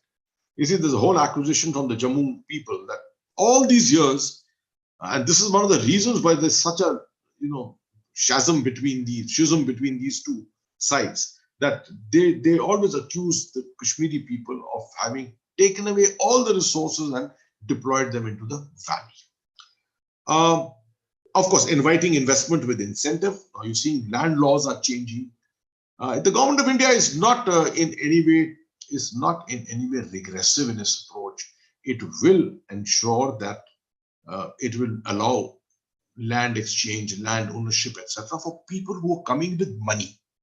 You bring money here, invest money here, create business here, create a spirit of entrepreneurship, and you are welcome. That's the kind of thing which the government is attempting to do. And diplomatically, lastly, isolate Pakistan, neutralize this China-Pakistan nexus, develop the Indian narrative that you are a part of India, that you are a part of democracy, you are a part of a secular republic. All that aspect has to be built into this. Okay. See, this is what the encounter which happened at Machal day before yesterday. Is the young man from 18 Madras, very fine unit, 18 Madras, they served with me. And he, along with his two Jawans of his unit and one BSF Jawan, they were unfortunately, the term which Indian people outside love to use is called martyred, have been martyred in this. The correct terminology which the army uses is different. We don't say it's martyred, it says killed in action, because that's considered the appropriate military terminology. In Hindi, we call it Veer Gati, attaining Veer Gati. Right? It's not martyrdom, it's a kind of a different kind of a notion. Okay. So the Biden-Harris, with Biden and Harris, what can happen? A lot of people are imagining that Biden and Harris have made a lot of statements against Article 370. They are generally anti-India, and although she is of Indian origin, but she's very leftist in her approach. And these are all assumptions being made. Please read an article of mine which has just been published in New Indian Express, which is usually available in Hyderabad. And I've shared it with Mr. Raghav Rao also, which I outlined very clearly. That look, what people out of power, anti-incumbency, when they're not incumbents, when they are out of power, what they speak is not policy. When they come back into power, then their opinion is calibrated through the help of bureaucrats, professionals. There'll be a lot of soldiers and generals and things like that who will speak to them, businessmen, a lot of academics, people who know politics very well, who know international affairs very well. It's not that Mr. Joe Biden, what he feels. Mr. Trump has tried that, I know, but Mr. Biden can't just do what he wants. Then there is a whole control over him by different segments. The Senate is still not under the Democratic control, and foreign policy is largely controlled by the Senate. So it's not as if things are changing overnight. Okay, Mr. Biden also knows what is China as a menace. They know India's position and what India can do for the United States. The strategic partnership which has been achieved in the last 10-15 days in the 2+2 talks with these two ministers, Secretary of State and the Defense Secretary coming to India. All these are transformational things which have happened under Trump's leadership. We need to be thankful for that, grateful for that. Trump has been good for India in all these things, not good for us in terms of our visas, for our immigration, for our trade. He's not been very good. We have to admit that also, right? Where he's good, it's good. Where he's bad, he's been bad. But at the end of the day, to think that Biden-Harris will be bad for India, to my mind, no, there is no such notion in my understanding at all. Last bit, the last slide. I thought it's important that you should go away with the understanding of this. When I showed you that map of the line of control, now this is the line of control, LOC coming up to this point, NJ984. This is the point up to which in 1949 and then in 1972, the line was delineated on ground and on the map. Now, from here, since this area was completely, in those days, it was all glaciated, 20,000 feet, 18,000 feet, icebound. They decided that there's no point going up to try and demarcate the line of control here. So they said the line of control from 9842 will flow north to the glaciers, north to the glaciers, forwards. In 6 years' time, Pakistan was sending its expeditions here. It was leading Japanese expeditions here. And when we discovered that the Pakistanis were doing this, we tried to inquire, and the Pakistanis said their perception of north to the glaciers was NJ9842 to Karakoram Pass. This line, which meant this whole glacier was theirs. The Siachen Glacier is the glacier which provides water to the Shyok River. The Shyok River drains out from there and joins the Indus. The major part of the Indus water comes from the Siachen Glacier. Let's remember. So Pakistan's huge interest in this glacier. Secondly, if the glacier is in their hands, they have a far greater chance of being able to link up with the Chinese here. This is Daulat Beg Oldie. There the Indian airfield is, right? And if this is in their hands, link up here. Chinese attempt to come to DBO through the Depsang Plains, and you can have a broader border between Pakistan and China. India in 78 decided, no, we can't allow the LOC to be there. So we put our claim and we said the LOC runs from 9842 to Indira Call here. And this is along the Saltoro Ridge, climbing up to 22,000 feet. And this is on one end of the Siachen Glacier, on one flank of the Siachen Glacier. In 1984, after a lot of what is called in Hindi tutu meme, after a lot of that, India finally decided to launch an operation. And they launched a helicopter operation with one company and landed at Bilafondla here. And we occupied the glacier over a period of time. The Pakistanis were attempting to do the same. Their date was 19th of April. We beat them by 6 days and occupied this. Today, we have got our occupation all along this line. Now, the Pakistanis, you meet a Pakistani general, he will tell you, we should have a mutual withdrawal from the glacier because there's nothing strategic about the glacier. There's not even a blade of grass which grows here. So you tell him, okay, what is the meaning of a mutual withdrawal? And he will say, you also withdraw and we will also withdraw. You will agree to it, just like a lot of Indian bureaucrats agreed to it, that we should have a mutual withdrawal. But if the Pakistani general tells me, he who has commanded his unit here, I will tell him, tell me, what is the meaning of mutual withdrawal? Does a mutual withdrawal mean, for me, the mutual withdrawal means only I will leave this area and come down here. The Pakistanis are not even here. So this is the biggest fallacy that they have been making a fool of our country by telling our people, telling our leaders, telling our bureaucrats, let's have a mutual withdrawal. Thankfully, the Indian army stuck on. Because if we leave this area and come down here, and the Pakistanis one fine day, like it happened in Kargil, they come and occupy this area, then I can tell you, it will take you 10,000 lives to get it back. Are we willing to sacrifice those 10,000 lives of our soldiers? That's the million-dollar question we should be asking ourselves. Thank you very much. I have come to an end here, and I'm looking forward to your questions. Just a second, let me just stop sharing. Yeah. Thank you so much, General. I don't know, apart from the word enlightening, I run out of adjectives. But plenty have been used by our friends in the chat box.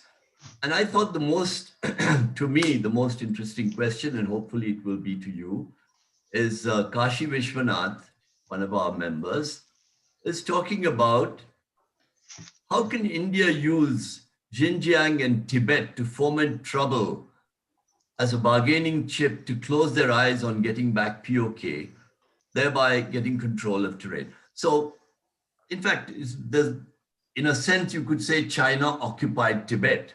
So why are we accepted it at that time and just accept it? But can we not now say, look, it's not your territory, and we start creating problems there?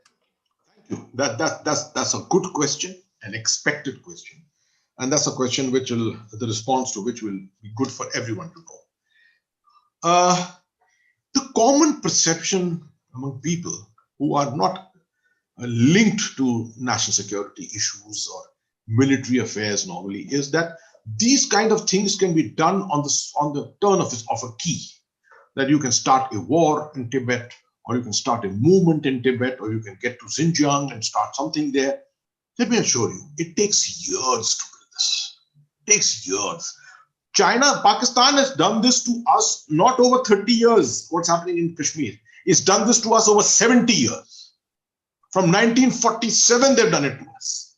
And which is why they've achieved this with the commonality of, ethnicity, language, and things like that. First of all, we have no land borders with Xinjiang, just like we have no land borders with Balochistan. So it's very easy to, someone should also say that we should be doing this to Balochistan. We have no land borders with Balochistan. But let me assure you that our presence in Afghanistan, particularly Kandahar, was to some extent used for this. Since I'm talking to Indians, when we can talk about it, was used for this particular purpose. Because Kandahar is the closest to Balochistan from the Afghanistan side. We opened a consulate there. That consulate is closing down, unfortunately, today. That we opened that consulate, and from there we could do a tremendous amount of activity. The Pakistanis were livid about that. They wanted to close down that consulate somehow or the other. That's the reason why they kept attacking that consulate. All these years, if you remember, terrorist activity in Kandahar and this, that against us all the time. So what I want to tell you is that, yes, you have to make a beginning. If you want to take a decision to do it, then you have to make a beginning sometime, right? And there will be a lot of naysayers for this also. There will be a lot of naysayers to say, China is a very big country, China's response against you can be very, very militaristic and we cannot sort of challenge them. Sorry. China is not a country which is going to come to war so easily. Let's be very clear on this, right? They also know what is their limits. The last time China fought a war, they were defeated in 1979. The last time they actually fought against us was 67, right? And they were defeated in Nathula. The last time they tried to challenge us in 86, 87 at Tumdarongchu in Arunachal Pradesh, we came to loggerheads without firing a shot, but the Chinese withdrew. It happened in Sikkim again, Doklam in 2017. So China doesn't have a great record. I think we shouldn't go by that at all. If we have to, I think there's a level of subtlety which has to be built into this, right? You start small, but talk big. Start small and talk very big. Your talking big is in today's world with social media, there's that, and all kinds of means of communication, internet activity, etc. You can build up a facade even at the time when you are still not very big. And and you can continue it. I mean, strategic objectives don't have to be achieved in 6 months. Strategic objectives don't have to be achieved in even 3 years or 4 years. You are looking at a situation 20 years. Remember, the Chinese have said greatness of China 2049. They have said 2035, we must have the most powerful army in the world, armed forces in the world capable of defeating any country. And 2049, we should be the supreme power of the world. Then they're looking at 30 years later. Why are we looking at? We should never look at short-term objectives, long-term objectives. How are we going to contest them at that time, right? So I agree with you. While I'm cautioning you at the same time that it's a difficult game, not so easy. Where did the Pakistanis pick up the methodologies of playing this game in Kashmir. They picked it up in Afghanistan. Right through the 80s. Right through the 80s, the ISI and the ISPR. In fact, most people in India have no idea what is the ISPR. ISI is Inter-Services Intelligence. It's a devious intelligence agency of Pakistan. The ISPR is an organization called Inter-Services Public Relations. It's older than the ISI. It was raised in 1949, primarily to use information as a weapon system. And the Pakistanis are adept at that, using information to play mind games, which is what they're doing against the Pakistanis, against the Kashmiris. We need to be adept at this. I hope the government of India is looking at it much more seriously. We need to be able to exploit our technological capability. We have some of the best soft power specialists in the world. We've got great hard power. We've got great computer technicians with us in all around the world. I think we can develop these systems ourselves and create a culture of being able to use information as a weapon system. Because let me assure you, in the generations of warfare, today we are entering into the 6th generation. And the 6th generation of warfare is all about the mind. And China's doctrine of 2003 is so clear, which says, win a war, this is a quote straight out of Sun Tzu, win a war without fighting a war. Don't have to fight a war. You win the war without fighting it by making sure that the mind of your enemy is subjugated even before you think of fighting a war. That is the way to fight a war. And that is information. And today is a world of information systems. We haven't even seen 10% of what the world will achieve in the next 30, 40 years on information systems. We can't even imagine some of that. Super. Another question which troubles me also, and Lieutenant Surendra asks, how can we tolerate a flag of Kashmir? There seems to be something called, in fact, just yesterday, Mehbooba Mufti said, I will, unfurl both the tricolor and the Kashmiri flag. How can we tolerate a separate flag for a This is ridiculous. It is ridiculous, absolutely, first of all. Let me make it very clear. Mehbooba Mufti has not thought through her actions at all. I thought that by being in custody or being in, under house arrest or whatever, she would have deeply thought about what the future holds for her party, herself, her family. I was might disappointed when they came out. Omar has been thinking very much himself. Omar has been stating things, but he has never stated anything about the flag. All he has said is that they will look for Article 370 restoration. So someone said that, but the government is there and they've got 303 seats, nothing is going to change. He said, no government lasts forever.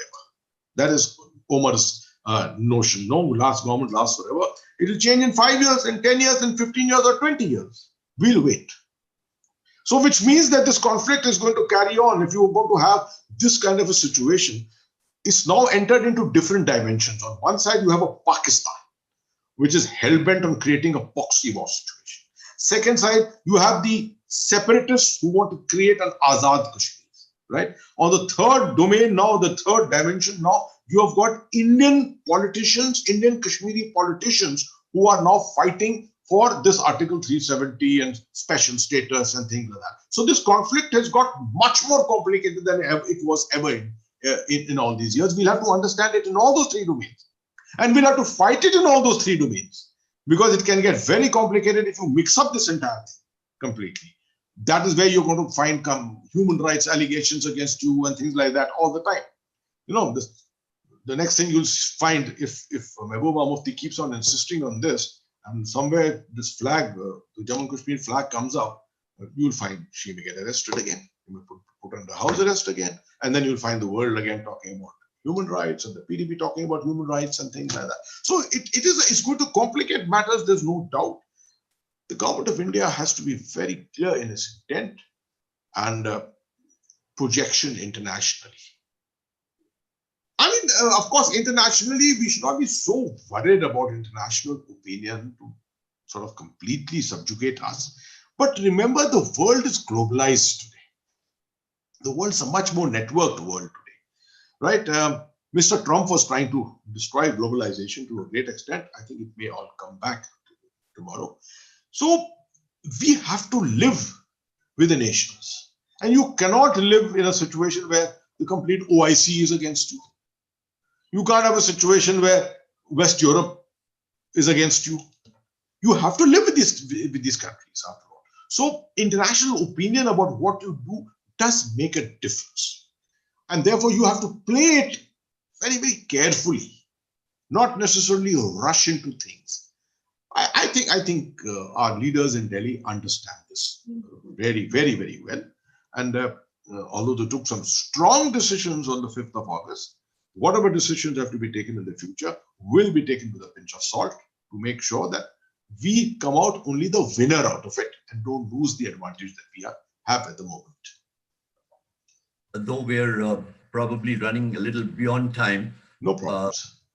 Understandably, when my wife puts in a question, I have to put it up.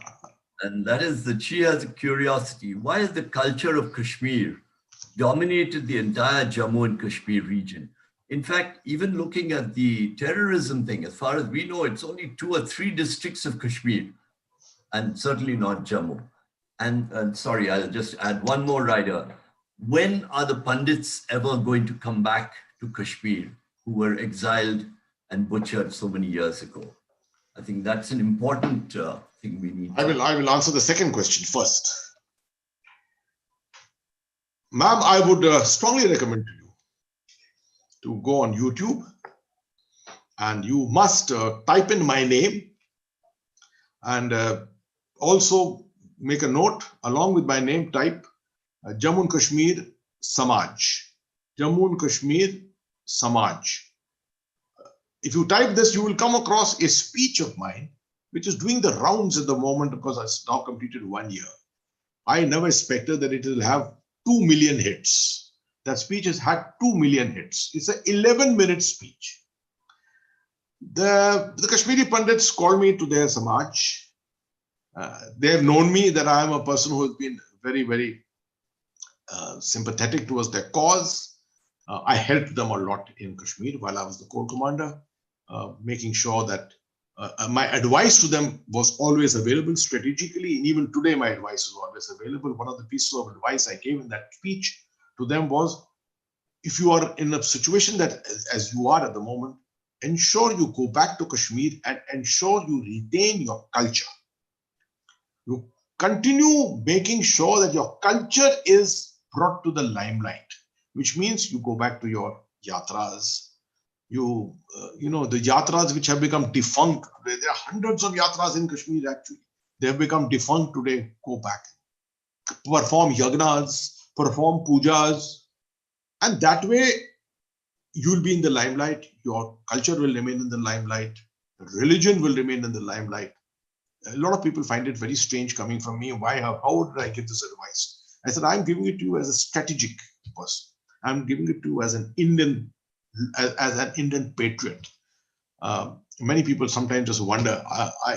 This is for your information that I have done the Amarnath Yatra 8 times myself, and 4 times I have led it, which meant that I was the first person to do the puja at the holy cave on top. So this is the advice I've always given to the Kashmiri Pandits, and I told them that their elimination and their removal from Kashmir from physically was essential. It was pre-essential for the Pakistani doctrine to succeed. It was essential that the 400,000 odd Kashmiri Pandits are removed from there. The culture is removed from there, so that Kashmir is looked upon as purely Islamic, and that the Islamic connect to Pakistan becomes more distinct, which I told you in that slide on Ziaul Haq, that is, Islamic connect is very important.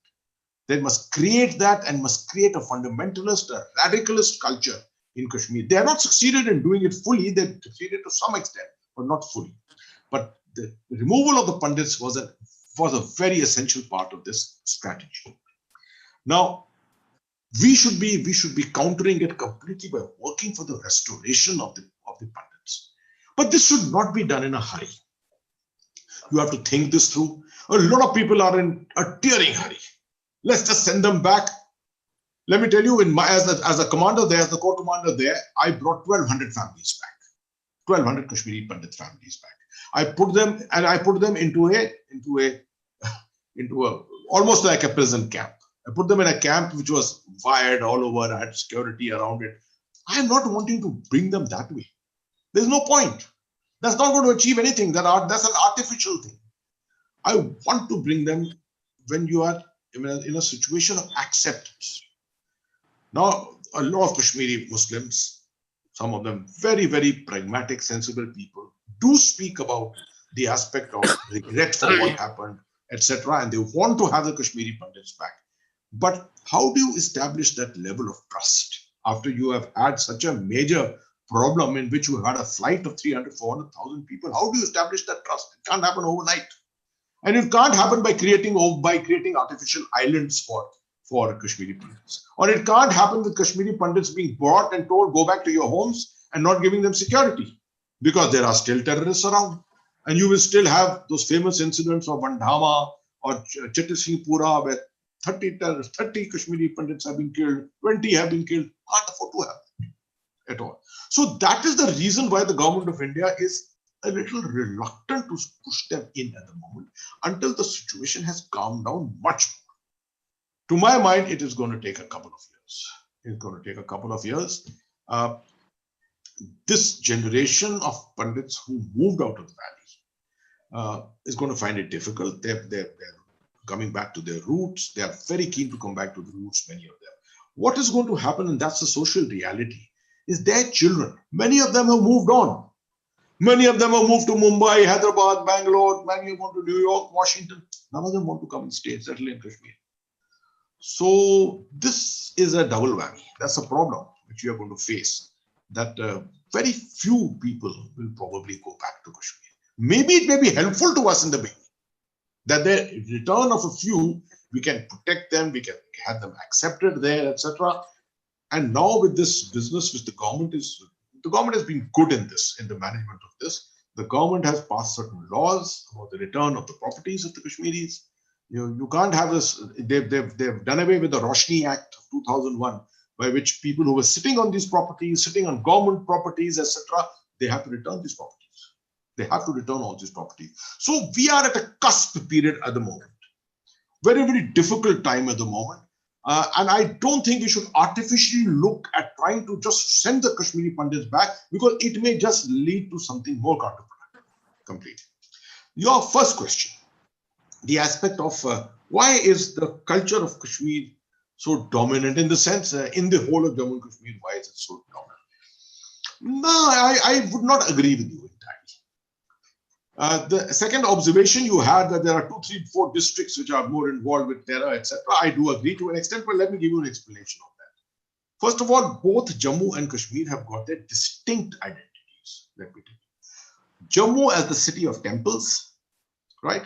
Kashmir as a tourist, as a haven of tourists, and a place for rishis, munis, the Sufi tradition, etc.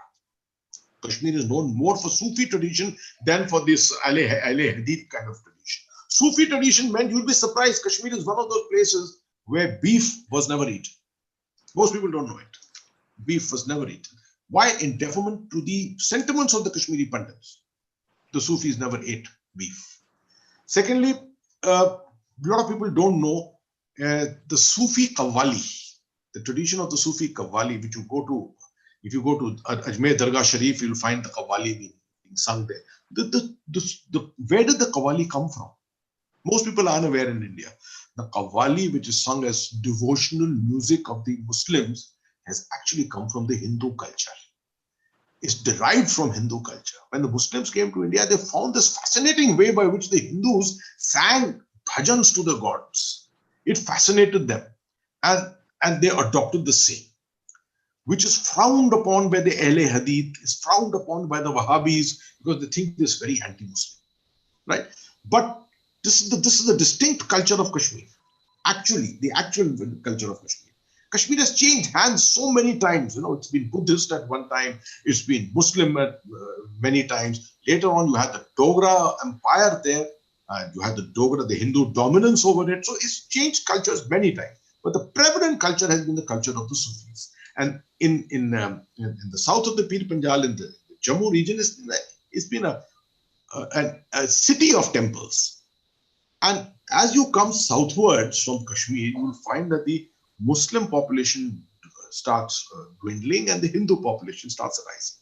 So around the Chenab, you will find 50% Hindu, 50% Muslim. By the time you come to Jammu, you will find much more Hindu, less Muslim. And by the time you come to Kathua, it is almost entirely Hindu, except for a few of these Bakarwals, Gujars and Bakarwals who are Muslims. So there has been a fair amount of tolerance among people.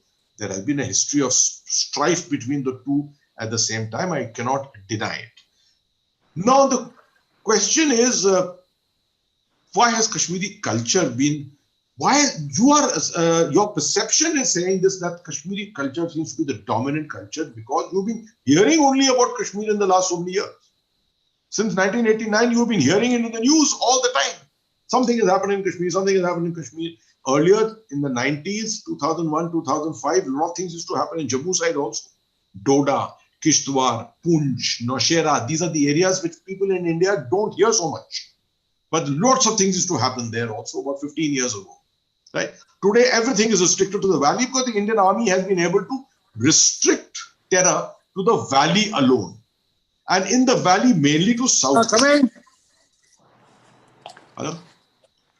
And mainly to South Kashmir, purely, right? So that is the prime reason why you are hearing so much about the valley. Now, in Kashmir, there are 10 districts today.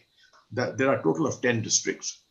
And I would say the predominant terror footprint, which has been there all these years, has been in Anantnag, it's been in Kulgam, it's been in Pulwama, it has been in Shupian. There's 4 districts straight away. It's been in Baramulla in a very big way. I've been the commander of Baramulla myself. It's been in Bandipur. It has been in Kupwara. I have counted 7 districts for you where I have experienced it in a very big way. A lot of people say that there are only 4 districts in which terror activity. Today, yes. How is your back? Beautiful meeting. Excellent. There is a tremendous amount of back chatter going on top. Thank you. So this is the reason that is why I'm differing slightly with you. I'm only correcting you slightly in a perception that actually separatism and terrorism and radicalism has been existent in about 6 to 7 districts. The areas where there has been nothing at all, no terrorism at all, very pro-India, is primarily the Uri area and all along the Shamshabari range, which I showed you, all along those mountains. Those are Pahadi people, all Punjabi, Dogri speaking. Those people are generally pro-India.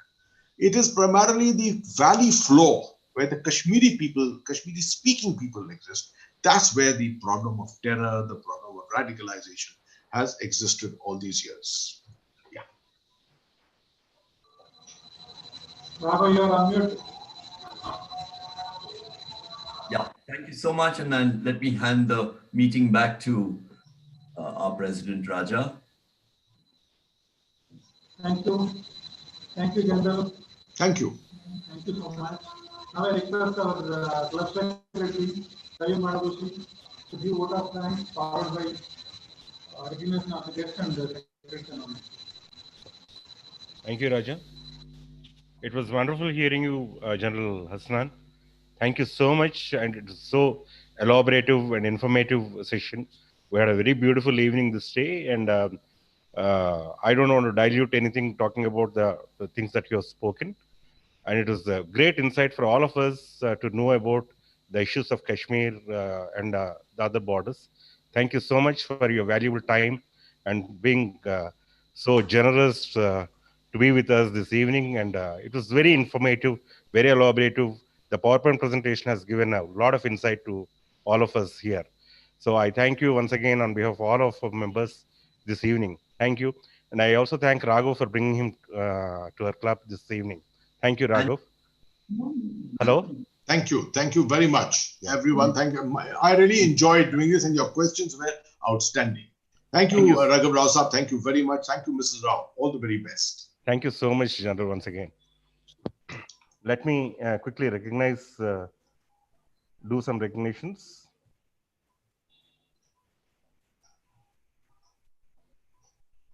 I recognize the presence of Harhar Prasad, Upendra Ravi, rotated Upendra Ravi, Nawal Chaudhary, and Abhiram, Indra, rotated Indra, rotated Suryam, and Ravindra Kumar. Please tell me in case if I have missed out anyone. Yeah, we also had Suresh Balla all the way from somewhere in the US. Yeah, Suresh Balla, yes. Down there. Did I miss out anyone? Perhaps Ramaseshan, he was there. I'll just, one moment. Let me do the announcements. Our IPP Murthy is celebrating his birthday on 14th of November. Can you help me out? I'm not able to open this. Raja, do you have the list of birthdays? Raja, President. Birthday list you have? No, if it's not I'm there, not able to open it. Put it in the WhatsApp. Put it in the WhatsApp. Don't worry. Yeah. Only one thing I remember is IPP Murthy is celebrating his birthday on 14th of this month. And rest of the people I missed out. Yeah. Thank you so much. Thank you all. Thank you for wonderful meeting. Thank you. Okay, close the meeting. Here at one time. Hey, wish you all very happy Diwali, man. Safe Diwali. Thank you. Raghav sir, please share the recording. It's quite interesting. Do that. We'll do that.